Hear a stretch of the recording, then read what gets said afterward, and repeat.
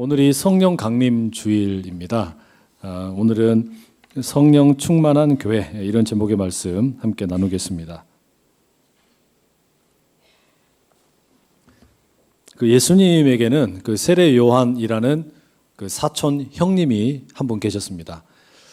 세례 요한은 예수님보다 먼저 사역을 시작을 했고, 그리고 예수님의 사역을 준비하는 그런 어떤 사역을 감당했습니다.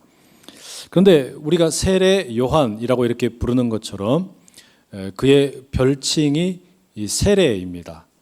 사람들이 이 요한을 가리켜서 세례 요한이라고 불렀어요. 그 이야기는 이 요한의 사역 가운데 이 세례라고 하는 사역이 꽤나 인상적이었던 것 같습니다. 유대 광야에서 사람들에게 회개의 물 세례를 베풀었습니다. 회개하라! 천국에 가까이 왔느니라. 이렇게 회개의 물 세례를 베풀었어요. 근데 이게 사람들에게 꽤나 인상적이어서 그 별칭으로 세례 요한, 풀어보자면 세례를 베푸는 요한, 이렇게 사람들이 생각했던 것 같습니다. 사람들은 그 세례 요한의 세례라는 사역을 꽤나 높게 평가를 했는데, 정작 세례 요한은 자신의 사역을 아주 낮추어서 겸손하게 이렇게 부르곤 했습니다. 마태복음 3장 11절에 보면 세례 요한이 이렇게 이야기합니다. 나는 너희로 회개하게 하기 위하여 물로 세례를 베풀거니와 내 뒤에 오시는 이는 나보다 능력이 많으시니 나는 그의 신을 들기도 감당하지 못하겠노라. 그는 성령과 불로 너희에게 세례를 베푸실 것이다. 자신이 베푸는 세례는 물로 하는 세례인데, 이건 회개를 위한 세례라면 내 뒤에 오는 분이 있다는 거예요. 근데 이분의 세례는 물이 아니라 성령과 불로 이루어지는 세례가 될 것이다. 이렇게 이야기합니다. 이걸 비유를 들자면 이렇게 할 수 있을 것 같아요. 세례 요한이 말하는 겁니다. 내 세례는 그냥 어린아이들이 생일날 터뜨리는 폭죽이라면, 내 뒤에 오시는 분의 성령과 불로 이루어지는 세례는 10월 초가 되면 여의도 한강변에서 이루어지는 서울 세계 불꽃 축제와 같다. 이런 거예요. 그러니 자연스럽게 이 세례 요한은 뒤에 오실 예수님에 대하여 그분은 성령과 불로 사역하실 것이다. 이런 기대감을 갖게 되었겠죠. 그런데 이 세례 요한의 기대와 달리 그 예수님께서 오셔서 하시는 사역을 보면 별로 그 세례 요한이 기대했던 것과는 조금 차이가 있었던 것 같습니다. 요한복음 4장 1절 2절에 이런 말씀이 나옵니다. 예수께서 제자를 삼고 세례를 베푸시는 것이 요한보다 많다 하는 말을 바리새인들이 들은 줄을 주께서 아신지라. 예수께서 친히 세례를 베푸신 것이 아니요 제자들이 베푼 것이라. 이게 무슨 이야기냐면요, 예수님이 이렇게 이제 사역을 시작을 하신 이후에 소문이 났습니다. 세례 요한보다 예수라는 분이 더 많은 사람들에게 세례를 베푼다더라. 이렇게 소문이 난 거예요. 근데 정작 알고 보니까 그것은 예수님이 직접 세례를 베푼 게 아니라 예수님의 제자들이 베푸는 세례였다라는 겁니다. 게다가 우리가 이 4개의 복음서 말씀을 샅샅이 뒤져보면 예수님께서 지금 이 세례 요한이 기대하는 어떤 성령에 대한 이야기를 별로 하지 않으세요. 성령에 대한 이야기를 충분히 이렇게 이야기를 안 하신단 말이죠. 그러니 세례 요한이 기대했던 성령과 불로 세례를 베푸시는 그런 예수님의 모습과는 좀 차이가 있었단 말입니다. 그래서 세례 요한이 당황을 했어요. 이게 어떻게 된 거지? 자신의 제자들을 예수님께 보냅니다. 그리고 묻는 거예요. 마태복음 11장, 누가복음 7장에 나오는 내용이에요. 특히 마태복음 11장에 보면 이때 세례 요한이 어디에 있었냐면 감옥에 있었습니다. 자신이 감옥에 있으면서도 감옥 안에서라도 꼭 물어야 할 만큼 긴급하다라고 생각했던 질문이었습니다. 그게 뭐냐면, 당신이 정말로 오실 그 이이니까, 아니면 우리가 다른 분을 기다려야 합니까? 이렇게 물었습니다. 말하자면 성령과 불로 세례를 베풀 그분이 당신 맞습니까? 이렇게 물었다는 이야기예요. 여러분, 세례 요한의 이 기대가 잘못된 추측이었을까요? 성령과 불로 세례를 베푸실 예수님을 기대하는 거, 세례 요한의 기대가 틀렸던 것일까요? 그렇지 않습니다. 세례 요한의 그 예측, 그 기대 다 맞았습니다. 다만 타이밍에 문제가 있었어요. 세례 요한이 기대했던 타이밍과 예수님께서 성령에 대해서 이야기하시는 그 타이밍이 조금 달랐던 거죠. 오늘 본문 우리가 읽은 말씀이 바로 그런 배경에서 읽게 됩니다. 예수님께서 직접 성령에 대해서 가장 길게 이야기하시는 내용이 오늘 본문입니다. 이 요한복음 16장, 여기가 예수님이 성령에 대하여 가장 길게 말씀하시는 내용이란 거죠. 그러니 여기 앉아 계시는 분들 가운데 나는 성령이 궁금하다, 성령이 어떤 분인지 궁금하다 그러면 이 요한복음 16장 말씀을 가만히 이렇게 묵상을 하고 한번 읽어보세요. 그러면 예수님이 말씀하시는 그 성령님을 알 수 있습니다. 그리고 바라기는 그냥 알지만 말고 그 성령님을 받아들이시면 좋겠어요. 그 성령님을 인정하시면 좋겠어요. 여러분의 중심에 모셔드린다라는 말입니다. 이 성령께서 2000년 전에 예수님이 계실 때, 예수님이 약속하셨을 때 그 제자들에게 임재하셨는데 이게 그때만 임재하시고 끝날 일이 아니다는 이야기예요. 지금도 여전히 우리와 함께 하시는 성령이시기 때문입니다. 또 이 성령은 예수님 당대에만 계셨던 그런 성령이 아니시고 천지를 창조하시는 하나님의 사역에 창조의 영으로 함께 하셨던 분입니다. 말하자면 이 온 우주의 역사에 창조와 구원에 있어서 가장 중요한 두 사건, 바로 거기에 성령께서 함께 하셨다라는 말입니다. 여러분, 우리가 바로 그런 이유 때문에 이 성령을 알아야 돼요. 그리고 그 성령을 경험해야 돼요. 왜냐하면 이 성령을 우리가 알고 경험해야만 우리 신앙생활에 능력이 생기기 때문입니다. 바로 그때 비로소 하나님 아버지의 뜻을 알 수 있게 되고 예수님이 누구인지를 우리가 발견하게 되고 나아가서 이 세상의 주인이 하나님이시구나라는 것을 비로소 우리가 고백할 수 있기 때문입니다. 달리 말하면 여러분, 우리가 이 세상은 하나님의 것입니다 이렇게 이야기하기는 쉽거든요. 그런데 당신이 가지고 있는 것 모든 거 다 하나님의 것입니다 이렇게 말하기는 쉽지가 않아요.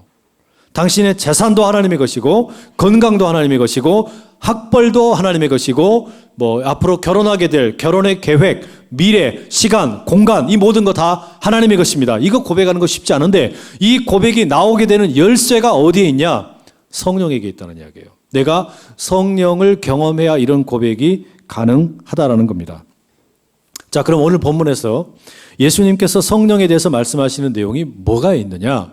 제일 먼저 우리가 찾아보게 되는 건 뭐냐면 이 릴레이 경주입니다. 하나님께서 예수님을 이 땅에 보내셨어요. 그리고 예수님께서 사역을 마치시고 이제 하나님께로 돌아가겠다고 하신 겁니다. 그러면서 뭐라 그러냐면 내가 떠난 뒤에 성령이 오실 것이다. 지난주인가 우리 토요일 날 청년들 운동회 했죠. 릴레이 경주 했습니까? 했어요? 릴레이 경주할 때 이 바톤 중요하잖아요. 달리는 사람이 바톤을 떨어뜨리면 안 되고 잘 들고 뛰다가 다음 사람에게 전달을 해줘야 어떻게 되는 거예요? 나를 이어받아서 다음 사람이 뛰게 되지 않습니까? 마치 그것처럼 예수님이 성령에 대해서 하시는 첫 번째 이야기가 뭐냐면 나의 사역을 이어받아서 이제 너희들과 함께 있을 분이 바로 성령이다. 내 바톤을 성령이 받는다. 이 이야기를 하시는 거예요. 그러면서 그 성령을 예수님께서 이제 별칭을 부르세요. 마치 세례 요한에게 세례라는 이런 별칭이 있었던 것처럼 이 성령에 대해서 별칭을 불러주십니다. 우리말 성경에는 그게 뭐라고 번역되어 있냐면 보혜사라고 번역이 되어 있어요. 이 보혜사라는 말을 그 한자 그대로 풀어보면 이 보자가 지킬 보, 해는 은혜 해자입니다. 그러니까 성령이 누구시냐? 은혜를 지켜주는 분이다라는 뜻입니다. 예수님께서 십자가에서 보여주신 은혜, 부활하심으로 우리에게 주신 은혜, 이것을 내 은혜, 내가 받은 은혜를 빼앗기지 않고 잃어버리지 않도록 지켜주는 분이 성령이시라는 거예요. 근데 이 보혜사라는 말은 본래 헬라 말로는 이 파라클레토스라는 말에서 나온 말이에요. 근데 이 파라클레토스라는 단어를 영어 성경에서는 아주 다양하게 번역합니다. 애드버킷이라고 하기도 하고 컴포터라고 하기도 하고 카운셀러라고 하기도 하고 미디에이터라고 하기도 하고 다양하게 번역이 돼요. 말하자면 변호사다 또는 중재자다 또는 위로자다 또는 돕는 자다 이런 다양한 번역으로 나옵니다. 왜 이렇게 그 다양한 단어를 사용을 해서 이 파라클레토스라는 말을 번역했을까요?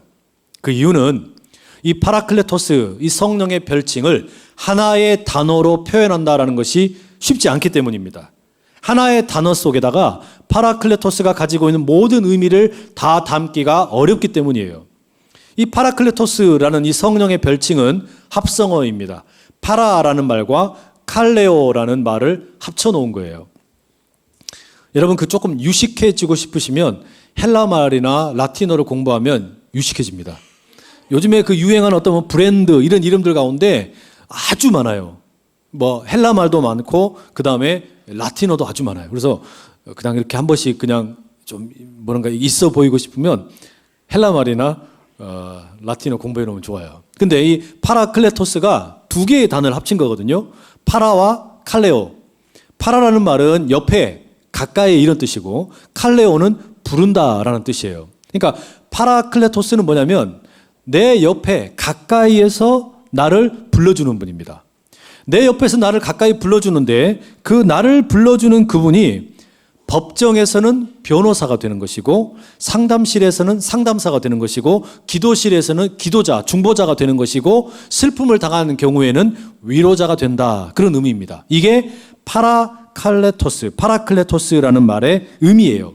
마찬가지로 보혜사라고 번역된 우리말도 마찬가지죠. 내 옆에서 내 은혜가 떨어지지 않도록 사라지지 않도록 지켜주는 분이 이 보혜사 파라클레토스 성령이시라는 겁니다. 그런데 이 파라클레토스라는 말을 우리말로 번역하기도 어렵고 영어로 번역하기도 어렵지만 더더욱 어려운 건 뭐냐면 이 파라클레토스가 가지고 있는 진짜 사역이에요. 여러분 말하자면 성령께서 진짜로 임하셨을 때 어떤 일이 벌어졌을까? 뭐 변호한다, 위로한다, 돕는다, 뭐 중재한다, 중보한다 이런 다양한 의미들이 들어있기는 하지만 사실은요 더 중요한 의미가 들어있어요. 한번 상상을 해보세요. 예수님이 요한복음 16장에 지금 애언하고 있는 그 성령께서 실제로 이제 사도행전 2장에 가게 되면 그 마가의 다락방에 오순절날 모여있던 이 제자들에게 이제 임재하십니다. 강림하시는 거예요. 그때 여러분 그 성령이 임재하시기 전에 제자들의 모습이 어땠을까요? 그 감정이 어땠을까라는 겁니다. 일단 우리가 생각해 볼 수 있는 게 예수님의 공생의 기간 동안에 함께 동행을 하고 있었는데 예수님이 사라지셨어요. 계시질 않는 겁니다. 예수님이 계실 때는 예수님이 믿을 만한 어떤 든든한 백이 되어주시고 어떤 능력이 가지고 계시기 때문에 두려운 게 없었는데 그 예수님이 안 계십니다. 어때요? 일단 두렵죠. 걱정이 되죠. 예수님 없이 우리 어떻게 지낼 수 있을까? 또 고아가 된 것 같지요? 버림받은 것 같지요? 이게 이 제자들이 가지고 있던 감정이었습니다. 바로 그런 감정을 가지고 있던 제자들에게 오순절날 마가의 다락방에 성령께서 급하고 강한 바람처럼 후 하고 임하셨어요. 그러니 일단 이 제자들에게 임하신 성령은 당연히 그런 제자들에게 위로가 되고 변호가 되고 또 돕는 자가 되고 중보자가 되는 거 당연히 그렇습니다. 당연히 그렇게 하셨습니다. 그런데 성령과 관련된 성령께서 찾아갔을 때 일어나는 변화를 보여주는 성경의 말씀을 찾아보면 위로나 변호나 돕는 것이나 중보나 이것으로는 다 해결되지 않는 또 다른 사역이 있어요. 그게 뭐냐? 성령께서 임하셔서 무슨 일을 하시냐면요. 위로하기도 하고 변호해 주기도 하시고 나를 돕기도 하시고 중보해 주기도 하시고 이런 참 좋은 일들 많이 하시는 또 하나 하시는 게 뭐냐? 그게 뭐냐면 우리를 막 흔들어 제끼는 겁니다. 충동질 시키는 거예요. 나를 가만히 놔두질 않으시고 나는 좀 그냥 움츠러들고 있고 싶고 슬픔에 젖어 있고 싶은데 센치해지고 싶은데 우리를 그렇게 내버려 두지 않으시는 거예요. 오히려 우리에게 용기 백배하게 하시는 겁니다. 막 인커리지 하시는 거예요. 그리고서 뭐 하시는 거냐? 문제를 해결해 주는 게 아니라 문제를 일으키세요. 성령이 오셔가지고 우리에게 문제를 해결해 주시는 분이 아니라 문제를 막 일으킨다는 말이에요. 오늘 그 내용을 여러분들과 좀 살펴보려고 합니다. 오늘 우리가 읽은 본문의 8절에 보시면 예수님께서 앞으로 성령이 오시면 무슨 일을 하실 거냐 그 이야기를 들려주십니다. 자, 8절 말씀 우리 함께 같이 한번 읽어보실게요. 8절입니다. 시작. 그가 와서 죄에 대하여 의에 대하여 네, 자 성령이 오시면 무슨 일을 하시냐? 예수님 말씀 가만히 봐보세요. 여기서 말하는 그라는 것은 성령을 가리킵니다. 성령이 와서 뭐 하냐면 죄에 대하여 의에 대하여 심판에 대하여 세상을 책망하신대요. 자, 그러면 이 성령의 사역에 있어서 우리가 가장 먼저 기억할 것은 이 성령의 사역이 교회 안에 국한되어 있는 게 아니라는 이야기입니다. 지금 대상이 어디예요? 그가 와서 죄에 대하여, 의에 대하여, 심판에 대하여 뭐를? 세상을 책망하실 것이다. 무슨 이야기냐면 이 성령의 사역이 교회 안에 성도들에게 이루어지는 것이 최종 목적이 아니고 이 성령의 사역의 최종 목적지는 세상이에요. 세상.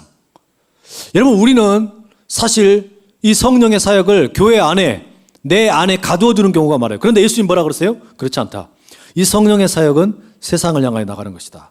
그리고 뭐라 그러시냐면 세상을 향하여 성령께서 하고자 하시는 일이 뭐냐면 책망하는 일이랍니다. 세 가지예요. 죄에 대하여, 의에 대하여, 심판에 대하여 책망하시겠다는 겁니다. 그런데 이 파라클레토스 성령께서 일단 어디에 오시냐면 성도들에게 오시는 거예요. 교회에 오시는 겁니다. 제자들에게 오시는 것처럼. 그럼 거기서 뭐 하시는 거냐? 아까 말씀드린 것처럼 이 성도들을 향해 이 성령이 뭐 위로하기도 하고 변호자가 되시기도 하고 돕는 자가 되시기도 하고 상담도 해주고 뭐 여러 가지 일들을 많이 하십니다.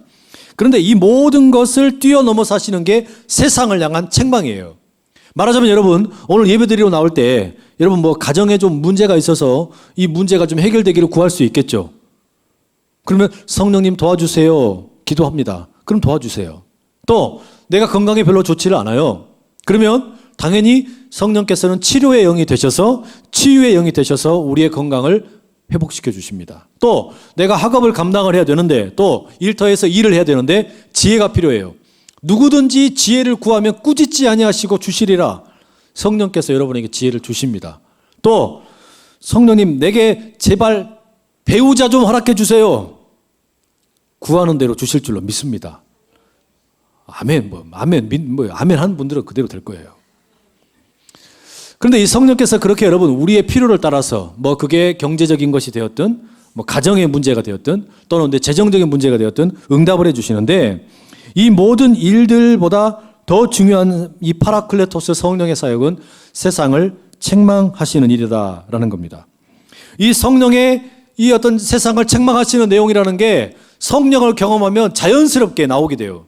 예를 들어 그 사도행전 2장에 이 제자들이 그 마가 다락방에 다 숨어 있었습니다. 예수님 떠난 다음에 무서우니까 다른 사람들에게 잡혀갈까 봐 무서워가지고 벌벌벌벌 떨고 있었는데 그 성령이 막 급하고 강한 바람처럼 임하셨어요. 그리고 무슨 일이 일어납니까? 제자들이 두 가지랍니다. 하나는 이 베드로처럼 배신했던 제자들 12명 이들이 다 배신자였지 않습니까? 예수님 십자가에 달려 돌아가시게 될 때 다 도망갔어요. 근데 이들이 성령을 만나고 난 다음에 어떻게 되냐? 겁쟁이가 아니라 갑자기 용기가 생깁니다. 그리고서는 뭐 하냐면 밖에 나가가지고요 복음을 전해요. 복음을 선포하는 겁니다.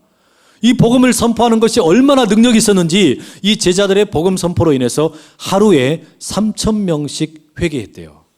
어마어마한 거 아닙니까? 하루에 3,000명씩 회개했다. 말하자면 세상을 향하여 제자들이 복음을 선포함으로 책망을 한 겁니다. 그 책망을 듣고 사람들이 돌아왔다는 이야기예요.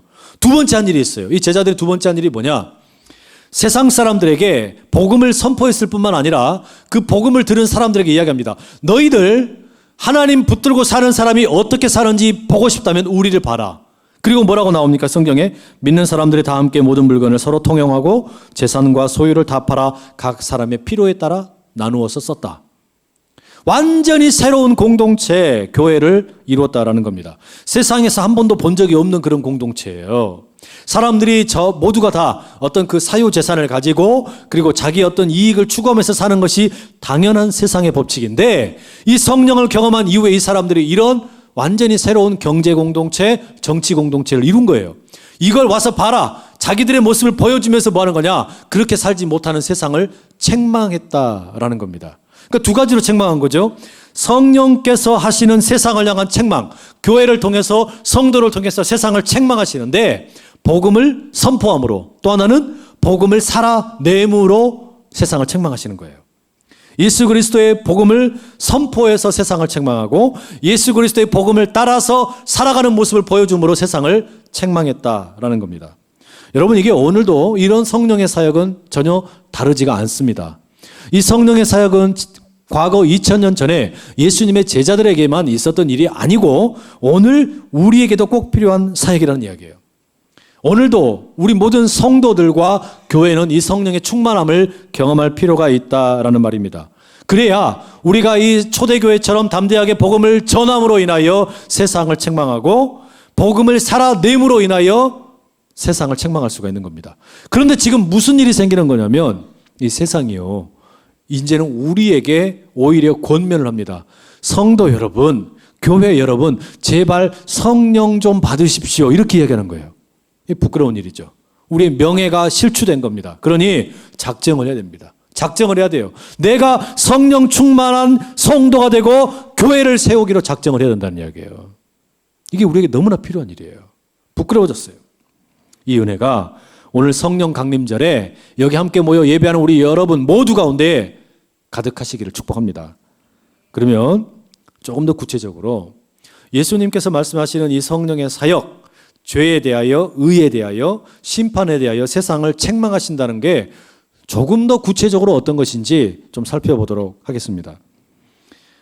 내용이 이 죄와 의와 심판에 대하여 세상을 책망한다라는 내용이 8절에 소개된 이후에 그걸 더 자세하게 소개하는 내용이 이제 9절에서 11절까지의 내용입니다. 우리 같이 함께 읽어보실게요. 9절에서 11절까지입니다. 함께 읽습니다. 죄에 대하여라 함은 그들이 나를 믿지 아니하며 의에 대하여라 함은 내가 아버지께로 가니 너희가 다시 나를 보지 못하며 심판에 대하여라 함은 이 세상 임금이 심판을 받았습니다. 자, 여기서 예수님이 이제 이 죄와 의와 심판에 대하여 세상을 책망하는 것에 대하여 조금 더 자세하게 이제 들려주셨어요. 근데 이걸 그냥 읽어서는 무슨 말인지 잘 몰라요. 그죠? 이걸 쉽게 풀자면 이겁니다. 죄에 대하여, 의에 대하여, 심판에 대하여 세상을 책망하신다. 성령께서 오셔서 세 가지 일을 하시겠다는 겁니다. 죄, 의, 심판에 대한 이야기를 하시겠다는 건데 쉽게 이야기하자면 이거예요. 지금 세상의 문제가 뭐냐? 이게 첫 번째예요. 두 번째는 뭐냐면 이 세상이 그러면 무엇이 옳은 거냐? 무엇이 옳은 거냐? 그다음 세 번째는 누가 진짜 승리자냐? 이거를 성령이 세상 가운데 가르쳐 주시겠다는 겁니다. 하나씩 한번 살펴보시죠. 첫 번째 뭐라고요? 무엇이 이 세상에 지금 잘못되었냐라는 거예요. 이걸 가르쳐 주시겠다는 겁니다.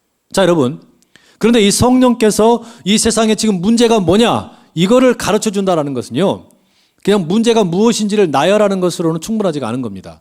예를 들어 여러분 우리가 뉴스 인터넷 들어가 가지고 한번 보세요. 거기 가면은 댓글도 많고 뉴스에 보면은 문제투성이죠. 무슨 놈의 사고는 그렇게도 많고 얼마 전에도 막 총기 사고 났지요. 쿠바에서는 비행기가 이륙하다가 추락해서 사람들이 많이 죽었지요. 어마어마한 일들이 우리 주변에 깔려 있습니다. 너무 많아요. 그래서 사람들이 이런 걸 잘합니다. 나라도 문제고 정치도 문제고 경제도 문제고 문화도 문제고 교육도 문제고 대학도 썩었고 교회도 썩었고 가정도 썩었고 일터도 다 문제고 우리 직장의 상사도 문제고. 여러분 이런 이야기 누구나 다 잘해요. 그죠? 주변에서 이런 이야기 잘하는 분들 없지 않으세요? 많지 않던가요? 이런 거 이야기 잘하는 분들 많습니다. 그런데 정작 이런 문제가 무엇인지를 이야기하는 것은 사실 충분하지가 않은 겁니다. 진짜 필요한 게 뭐예요? 정말 필요한 것은 문제가 무엇인지 이야기하는 것도 중요하지만 왜 그렇게 되었냐라는 거예요. 왜 세상이 이렇게 망가졌냐? 그 이유를 이야기해 줄 수 있어야 진짜 뭔가 의미 있는 거 아니겠습니까? 성령께서는요. 지금 무엇이 문제다. 세상에 무엇이 문제다. 이것도 문제다. 저것도 문제다. 이런 것만 이야기하시려고 그냥 멈춰버리는 것이 아니라 그 이유가 뭔지를 이야기해 주시는 겁니다. 이유가 뭐예요? 죄라는 거예요. 그 이유가 죄라는 겁니다. 이 세상이 왜 이렇게 망가졌냐? 그 이유가 죄라는 거예요. 이 세상에 만연한 문제. 아니 왜 똑같이 일을 하는데 임금의 격차가 남자와 여자가 달라요. 그래서 왜 페미니스트 논쟁이 있잖아요.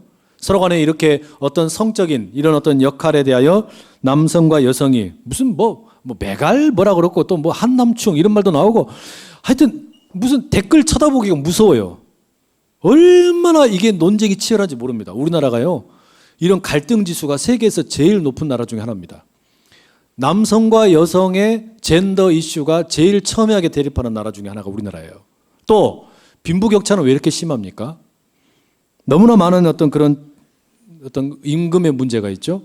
또 왜 이렇게 우리 주변에 요즘에 테러가 많은지 모르겠어요. 음주운전하는 사람은 왜 이렇게 많습니까? 또 대기업의 어떤 탐욕, 노동자들에 대한 탄압, 이런 것 왜 이렇게 끊이지 않는 것일까요? 무슨 뭐 갑질, 뭐 회사의 뭐 어떤 일가, 오너 일가의 갑질, 이런 건 이제는 뭐 그냥 익숙해지잖아요. 정치인들의 타락, 종교인들의 타락, 뭐 그로 인한 냉소, 조롱, 뭐 이런 거는 이제 그냥 너무 수두룩합니다. 어린이집에서 교사가 아이들을 막 밀치고 때리고 이런 일들, 또 뭐 장애인을 편견을 가지고 놀리고, 또는 사람을 막 20년, 30년씩 저는 종처럼 부리는 일들. 어떻게 이런 일들이 이렇게 많이 있냐? 성령은 뭐라고 말씀하시는 거냐면, 이렇게 세상에 많은 수없이 많은 문제의 배후에 뭐가 있다는 거예요? 죄가 있다는 거예요. 죄가. 여러분, 죄는 관념이 아닙니다. 이 개념이 아니에요. 성경에서 이야기하는 이 죄는 영적인 실체입니다. 영적인 존재예요. 힘이 있어요. 우리보다 훨씬 힘이 셉니다. 그러니까 우리가 죄에 넘어가는 거죠. 우리가 죄에 넘어간다라는 이야기는요, 죄가 우리보다 힘 세다는 이야기예요. 죄가 우리보다 훨씬 더 능력이 강합니다. 인격적인 존재예요. 어마어마한 힘이 있어요. 그 죄가 이 세상의 사람들의 마음을 자꾸 조작을 하고, 또 사람들의 마음을 하나님의 선한 창조의 질서를 따라 살아갈 것이 아니라 네 마음대로 살아라, 너 하고 싶은 대로 살아라, 욕망에 이끌려 살아가도록 조장하는 게 이 죄라는 거예요. 바로 그 죄의 은밀한 사역을 폭로하는 것이 이 성령이 하시는 일이라는 겁니다. 성령이 오셔서 바로 그 일을 하시기 때문에, 여러분, 우리가 성령을 인정하게 될 때 제일 먼저 우리에게 나타나는 일이 뭡니까? 회개예요, 회개. 내가 성령을 경험하게 될 때 제일 먼저 나오는 게 뭐냐면 그 죄를 깨닫게 되기 때문에 회개하는 겁니다. 근데 이 죄라는 게요, 내가 뭐 옛날에 부모님 주머니에서 돈 10,000원짜리 몇 장 훔쳤어요, 이런 거 말하는 거 아니에요. 주일날 예수님 내가 교회 안 가고 땡땡이 쳤어요, 이거 아니에요. 이거 말하는 거 아니에요. 이 우리가 성령에 임하셔서 회개가 터지는 이 죄를 고백한다라는 이야기는 뭐냐면요, 주권의 문제입니다. 로드십이 어디 있냐는 이야기예요. 내 인생의 주인이 하나님이냐 아니면 이 사탄이냐, 이 이야기예요. 내 자신이냐, 이거를 돌이키게 만드는 게 이 성령의 사역이라는 이야기예요. 성령이 이 일을 하신다는 겁니다. 그러니까 성령이 임하시게 될 때 세상을 책망하시는 첫 번째가 뭐냐면, 이 세상의 문제의 배후에는 죄가 있다. 그래서 여러분, 예수님께서 기도를 가르치실 때도 보면은 뭐라고 그러십니까? 우리가 우리에게 잘못한 사람들을 용서해 준 것 같이 우리 뭐라 그래요? 죄를 용서해 주시고 그러잖아요. 우리 죄를 용서해 주시고. 그거는요, 여러분, 무슨 의미냐면 우리가 사람을 미워하는 것이 아니라 죄를 미워한다는 거예요. 이 세상에 수없이 많은 문제의 배후에 사람에게 지금 문제가 있는 게 아니라 그 사람을 자꾸 악한 구렁텅이로 끌고 들어가는 죄가 진짜 문제라는 거예요. 바로 그걸 지적하는 게 성령이 하시는 일이라는 겁니다. 이걸 성령이 하시는 일이에요. 두 번째, 그러면 성령이 하시는 두 번째 일이 뭐냐? 세상을 책망하신다고 할 때 뭘 하시는 거냐면요, 무엇이 옳은 길인지를 가르쳐 주시는 겁니다. 이렇게 죄로 인해서 망가졌는데 너 뭐가 필요하겠냐? 무엇이 옳은 거겠냐? 이걸 가르쳐 준다는 말이에요. 세상이 죄로 인해서 완전히 망가져 버렸고 내 인생도 완전히 그냥 개차반이 된 것 같아요. 아무렇게나 막 굴러다니는 겁니다. 이거 어떻게 해야 돼? 아무런 의미 없이 살아가다가 마포대교 건너가면서 그냥 한번 뛰어내릴까? 이런 충동을 느끼는 사람들이 너무너무 많아요. 그 죄라는 놈이 허무한 의식을 사람들의 마음속에 집어넣어놓고 젊은 사람들에게 허무한 감정과 인생은 낭비다, 시간을 낭비해버리게 만들고 때로는 자기 생명까지도 아무렇게나 내던지게 만드는 그런 일들을 범하는데, 이거 어떻게 해결하냐 이거예요. 이걸. 이 문제 해결의 열쇠가 어디 있냐는 겁니다. 무엇이 옳으냐? 도대체 이 망가진 세상에 무엇이 필요하냐? 그게 뭐겠어요? 당연히 길이요 진리요 생명 되시는 예수님이죠. 성령께서 가르쳐 주시는 게 뭐냐? 이 망가진 세상에 필요한 게 예수님이라는 겁니다. 그래서 여러분, 이 성령을 가리켜서 우리가 뭐라고 부르냐면 그리스도의 영이라고 부릅니다. 사도 바울이 그렇게 이야기했죠. 누구든지 성령으로 인하지 아니하고서는 예수를 그리스도라고 부를 수 없다. 성령께서 함께 하셔야만 우리 입술에서 고백이 제대로 나오는데, 무슨 고백이 나오냐? 예수님이 진짜 그리스도입니다. 이 고백이 나온다는 이야기예요. 달리 말하면 내 망가진 인생의 치료자는 예수님이십니다. 이 망가진 세상의 진정한 치료자는 예수님이라는 거예요. 예수님은 우리 눈에 보이시지 않잖아요. 그런데 성령께서 그 보이지 않는 예수님이 내 인생과 이 세상의 진정한 치료자인 것을 가르쳐 주신다라는 겁니다. 여러분에게 묻겠습니다. 여러분 대답해 보세요. 정답은 딱 하나입니다. 이 땅 한반도에 통일을 가져오실 그분이 누굽니까? 이거 알아들어야 되는데 못 알아듣는 건. 정답은 하나예요. 다시 묻겠습니다. 이 땅에 통일을 가져올 수 있는 열쇠는 누구에게 있습니까? 하나님도 맞긴 맞는데 문제 출제자의 의도를 파악을 해보세요. 지금 누구인 것 같은지 크게 다시 제가 물어볼게요. 답을 해보세요. 이 땅에 통일을 가져올 수 있는 진정한 열쇠를 가지신 분이 누굽니까? 성령님이 우리 인생에 내가 망가진 것을 해결해 줄 수 있는 분이 누구라고 가르쳐 준다고요? 그러니까 이 세상에 망가진 걸 고칠 수 있는 분이 누구라고요? 그러면 다시 이 땅에 통일을 가져오실 수 있는 분 열쇠는 누구에게 있습니까? 조국의 이제 그 대답만 계속 하시면 돼요. 조국의 부흥을 다시 일으킬 수 있는 분이 누굽니까? 나의 허무한 인생을 다시 새롭게 의미 있게 만들 수 있는 분이 누굽니까? 내 가정에 어떤 흘러가던 저주를 끊을 수 있는 분이 누굽니까? 나의 삶을 의미 있게 만들어줄 수 있는 분이 누굽니까? 나로 하여금 멋진 남자친구와 여자친구를 만나게 해줄 분이 누굽니까? 예수님이라고. 예수님. 이 예수님이 내 인생과 이 세상의 망가진 부분의 해결자가 되신다. 이걸 가르쳐주는 게 성령이시라는 거예요. 세 번째, 성령이 하시는 일 세 번째가 뭐냐? 성령은요, 무엇이 잘못되었는지, 무엇이 옳은 것인지 가르쳐 줄 뿐만 아니라 세 번째는 누가 진짜 승리자냐, 이걸 가르쳐 주십니다. 이게 무슨 이야기냐면요, 11절 말씀에 이런 이야기가 나와요. 이 세상 임금은 이미 심판을 받았다. 이렇게 얘기하죠.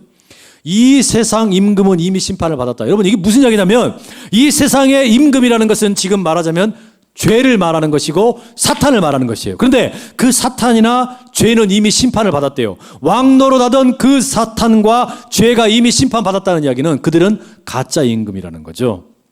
절대로 역사의 주인공이 될 수 없다는 이야기예요. 역사의 진정한 왕이 될 수 없다는 이야기예요.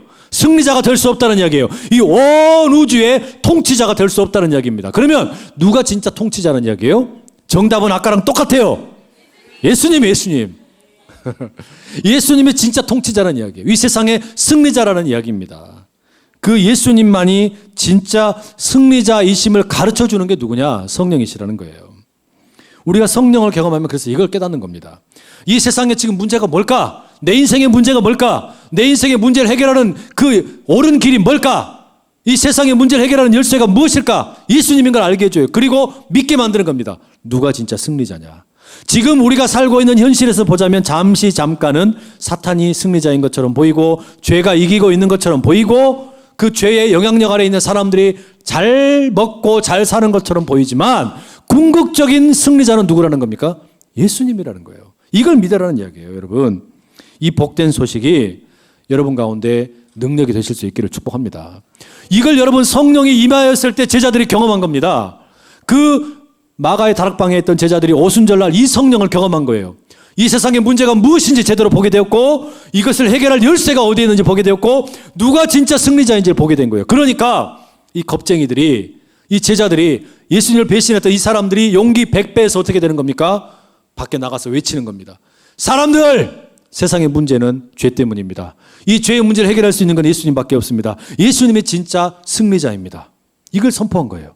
이 음성을 듣고 사람들이 3,000명씩 하루에 막 돌아왔다는 거 아니에요? 그리고 이들이 어떻게 되는 거예요? 그 성령의 가르치심을 따라서 초대교회, 그야말로 지금까지도 이 세상 가운데 이루어지지 못한 엄청난 공동체를 이룬 겁니다. 교회를 이뤘어요. 이렇게 살아야 된다고. 이게 인간답게 사는 거라고, 이게 사람답게 사는 거라고 이걸 보여줬단 말이죠. 바로 그걸 통해서 선포와 삶을 통해서 세상을 책망했다는 이야기예요.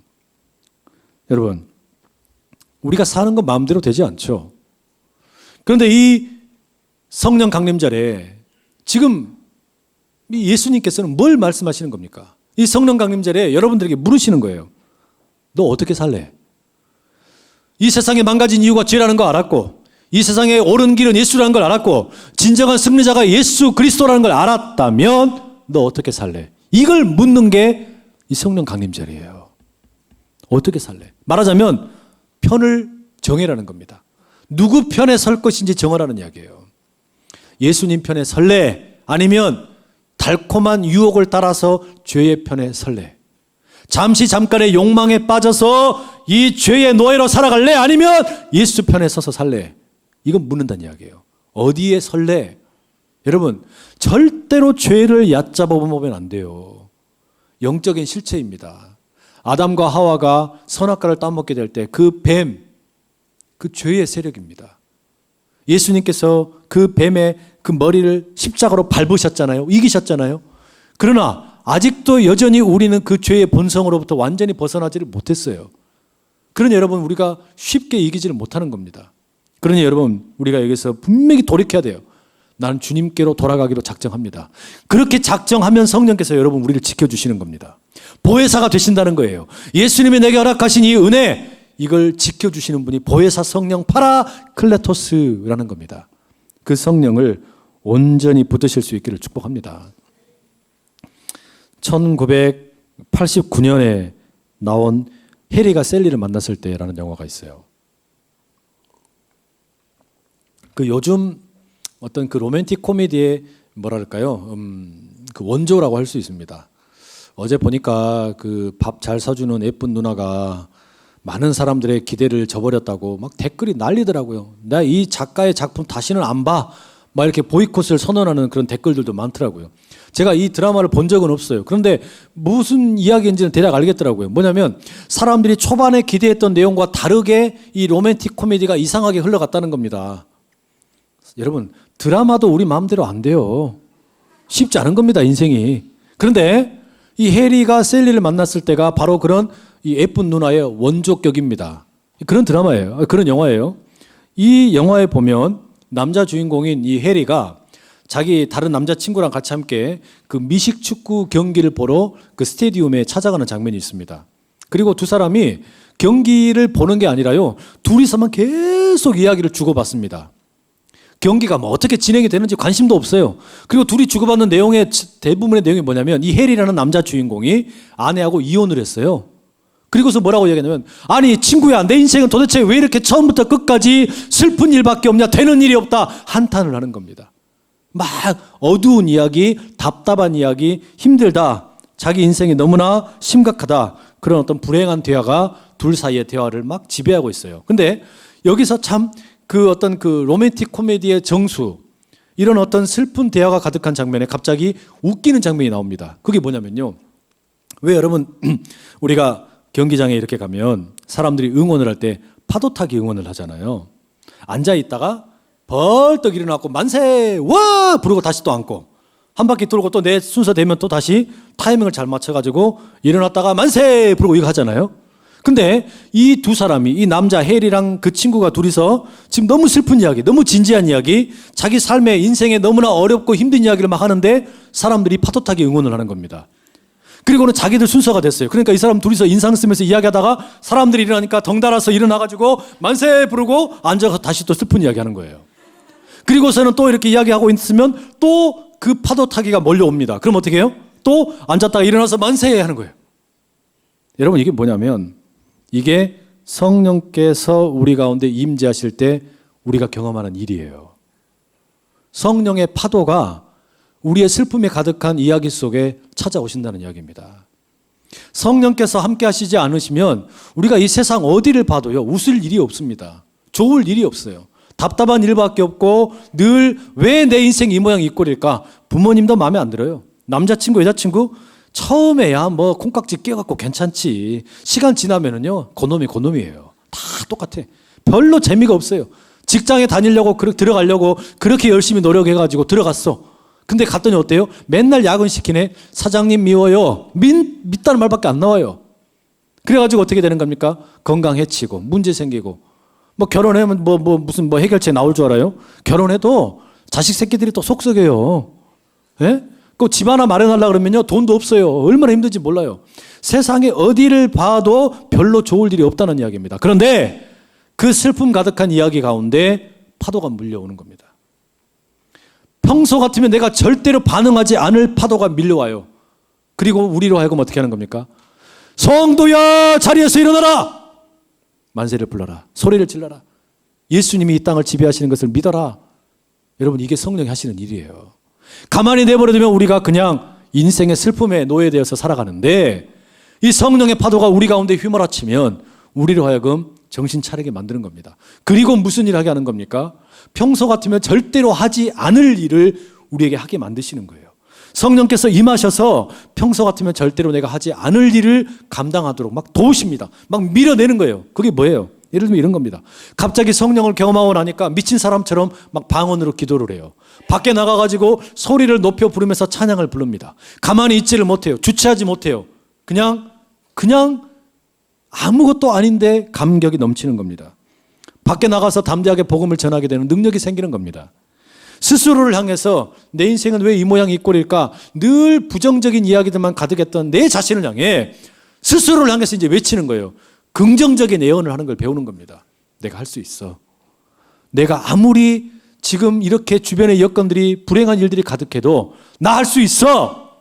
성령께서 함께 하시기 때문에 내가 할 수 있다. 긍정의 예언을 자기 자신에게 하는 겁니다. 그리고 나를 괴롭히는 사람들이 있습니까? 그 사람들 용서하는 능력이 생겨나요. 나를 시기하고 조롱하는 사람들이 있으면 그들을 품을 수 있는 넉넉한 마음이 생긴다는 이야기예요. 길거리 가다가 뭐 이렇게 노숙자 보면은 처음에는 아이고 인생을 왜 저렇게 사니 그냥 외면했을지 몰라도 긍휼의 마음이 생기는 겁니다. 동전 하나라도 나누어 줄 수 있는 마음이 생기는 거예요. 길거리 가다가 쓰레기 떨어져 있으면 누가 이렇게 더러운 짓을 많이 했나 지적만 하고 지나갔는데 그걸 줍는 손길로 변할 수 있다는 이야기예요. 교회에 와서 예배를 드리는데 인색한 마음으로 지갑을 절대 열지 않더니가 성령을 경험하면 어떻게 합니까? 봉헌을 드리는 거예요. 봉헌을 드리는 거예요. 병든 자를 보면 그냥 외면하고 지나가던 사람이 긍휼함이 생기는 겁니다. 그리고 뭐 하는 겁니까? 그 사람을 위해서 눈물을 글썽거리면서 기도해 주는 겁니다. 여기 와서 그냥 남자친구나 만나야지, 여자친구나 만나야지, 결혼을 한번 잘해봐야지 그런 생각으로 왔다가 여러분 인생이 송두리째 바뀌는 거예요. 이게 성령의 역사입니다. 이게 성령의 역사예요.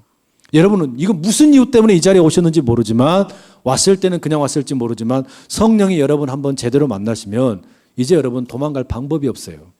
찐득이처럼 달라붙어서 여러분 놓지를 않으시는 거예요. 성령께서 여러분을 근사하게 만들어 가시는 겁니다. 여러분의 인생을 멋지게 만드시는 거예요.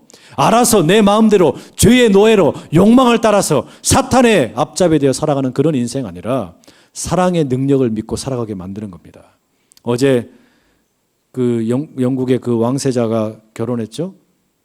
그 왕세자가 결혼할 때 그 주례를 보신 분이 누구냐면 아크비숍 캔터베리 주교가 주례를 봤어요. 설교를 했어요. 그 설교의 내용 가운데 이런 내용이 나옵니다. 두 사람에게 내가 부탁합니다. 사랑의 능력을 믿으십시오. 사랑의 능력을 믿으십시오. 이렇게 이야기가 나와요. 여러분, 성령을 경험하면 그 사랑이 생겨나는 거예요. 그 사랑이 우리 안에서 갑작스럽게 막 생겨나는 겁니다. 파라클레토스이신 성령, 그분은 오셔서 우리에게 위로자 되시고 변호사 되시고 돕는 자 되시고 또 우리의 중보자가 되시는데 그렇게 우리 가운데 오셔서 우리로 하여금 죄를 깨닫게 하시고 내 인생에 진정 필요한 분이 예수님인 걸 알게 하시고 그리고 진정한 승리자가 예수님인 걸 온전히 경험하게 한 후에는 이제 우리를 통해 교회를 통해 우리 청년부를 통해 세상을 책망하십니다. 세상을 향하여 복음을 전하게 하심으로 책망하시고 우리의 삶을 통하여 세상을 책망하신다는 말이에요. 여러분, 이 근사하고 멋진 일 가운데 동참하실 수 있기를 간절히 축복합니다. 이 시간 함께 같이 한번 기도하면 좋겠습니다. 여러분 기도하실 때 우리 이런 마음으로 함께 같이 한번 기도하시죠. 성령님 내게 임하여 주시옵소서. 마가 다락방 제자들에게 임하셔서 그 겁쟁이 그 배신자 그들을 변화시켜서 세상을 책망하고 세상 가운데 복음을 선포하고 복음을 살아내는 공동체를 세워갔던 것처럼 주여 오늘 내 인생 변화시켜 주시고 성령께서 함께 하셔서 근사한 인생 되게 하여 주옵소서. 우리 그런 마음의 소원을 가지고 주여 힘있게 세 번을 치고 기도합니다. 주여 주여 주여. 하나님 우리 인생 가운데 우리 성령을 알고 또 경험하는 아버지 귀한 시간 아버지 나아갈 수 있도록 인도하여 주옵소서. 아버지 우리 인생의 주인 아버지 예수님을 깨닫게 하시고 성령님과 붙들기 원합니다. 우리의 인생의 문제 가운데 이 세상의 문제 가운데